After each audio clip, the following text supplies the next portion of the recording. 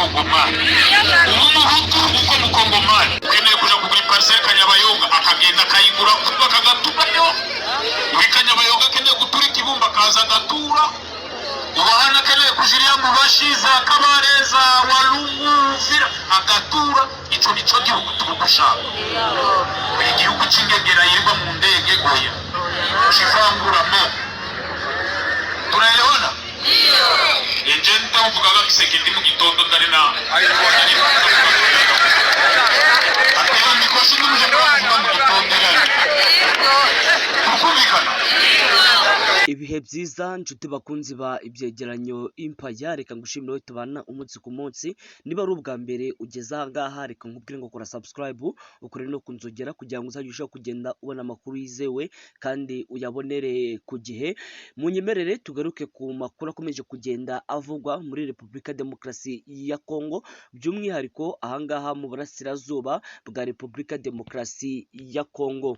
Ni nyuma y'inama zigiye zitandukanye zagiye zihuza umutwe wa M23 ndetse na guverinoma ya Kongo, bikagenda bifatwaho imyanzuro igiye itandukanye. Hanyuma y'uko bavugaga ko uyu mutwe wa M23 ngari umutwe uterwa inkunga n'igihugu cy'u Rwanda, ariko nyuma gatoya u Rwanda na Repubulika Demokarasi ya Kongo bagahurira i Washington muri Leta Zunze Ubumwe za Amerika, bagasinya amasezerano y'amahoro ndetse n'ubuhahirane n'ubutwererane. Ngibi byatumye hagaragara nk'umurongo ubungubu kugeza kuri ubungubu, yaba leta ya Kongo haba ibindi bihugu bigiye bitandukanye ntago bikivuga ko uyu mutwe M23 ari umutwe w'igihugu cy'u Rwanda. Nyuma gatoya yitwa uyu nguyu ni administrateri cyangwa se navuga ngo ni nka meya w'umujyi wa Nyiragongo, yagiranye ikiganiro n'abaturage ba Kongo nk'uko mwatangiye mucyumva, atangaza amagambo akomeye cyane. We mu magambo ye yatangaje ko ibiganiro biri guhuza leta y'u Rwanda ndetse na leta ya Kongo ko ibyo ngibyo bitabareba nka M23, cyane ko yavugaga ko bo icyo barwanira ari ukwishyira ukizana mu gihugu cyabo, bagahabwa uburenganzira nk'abakongomani nta vangura, dore ko mu ijambo rye yaravuze ati dushaka kubaka Kongo itarimo ivangura, waba umuhutu uri umukongomani, waba umututsi uri umukongomani, waba umutwa uri umukongomani, waba umushi uri umukongomani. Aya ni amagambo akomeye cyane umutwe wa M23 ukomeza kugenda ugaragaza, ukavuga ko mu by'ukuri ahangaha mu burasirazuba bwa Kongo ubutegetsi bwa Kinshasa iyo bwoherejwe ahangaha bukora ikintu cyitwa ivangura ndetse no guhohotera abaturage. Uyu mutwe M23 ukagaragaza kutazemera ko abaturage ba Repubulika Demokarasi ya Kongo bakomeza kugenda bahohoterwa, kandi amahanga ndetse n'ubutegetsi bwa Tshisekedi ibyo byose bakabirebera. Niyo uganiriye n'abaturage, aba n'abaturage baherereye mu duce uyu mutwe M23 wigaruriye, usanga badahwema kugaragaza ko ubungubu ari bwo bafite umutekano urambye, usanga badahwema kugaragaza ko ubungubu ari bwo bafite amahoro, bafite umutekano usesuye, dore ko ibiganiro byavuye Doha muri Katari byategetse umutwe wa M23 ko bitarenze tariki ya 28 z'uku kwezi uyu mutwe ugomba kubamanitsa intwaro,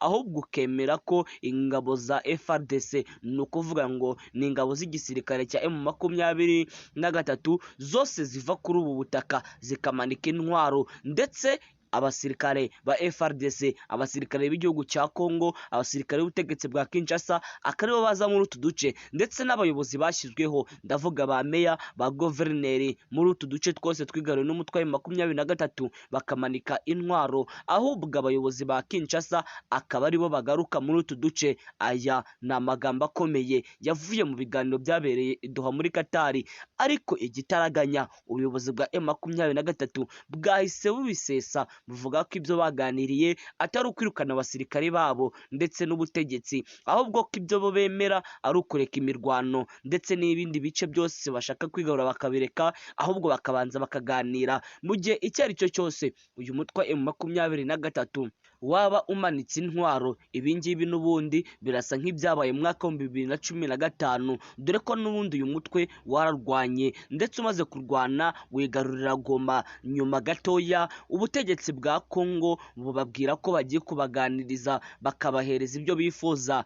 bamanika intwaro, barekura uduce twose bafashe, ariko nyuma ubutegetsi bwa Kongo n'ubundi ntacyo bwigeze bubamarira, ahubwo bwahise nabwo bubatererana. Ibi ngibi n'ubundi nibyo byatumye uyu mugwi cyangwa se uyu mutwe wongera kubura intwaro mu mwaka wa 2018 uhera. Ibi ngibi rero ubutegetsi bwa M23 bubona ko ari politike Kongo isanzwe ifite yo kubajijisha, bakabizeza ibitangaza, bakababwira ko bemeye ibiganiro, kandi mu by'ukuri nta kintu kizima, nta n'ikintu bifuza kubafasha. Uyu mutwe rero watangaje kutazigera usubira inyuma, yewe na santimetero imwe mu duce bigaruriye, cyane ko n'abaturage baturiye utu duce bigaruriye nabo ntibahwema kugaragaza ko ubu ngubu ari bwo bameze neza, ko ubu ngubu ari bwo banyuzwe. Mu magambo yabo, iyo M23 ibabwiye ati dusubire inyuma turababangamiye, uhita wumva urusaku rwinshi ati oya, ati nimuguma aha ngaha. Aya ni amagambo akomeye, dore ko abaturage bari mu duce twigaruriwe n'umutwe wa M23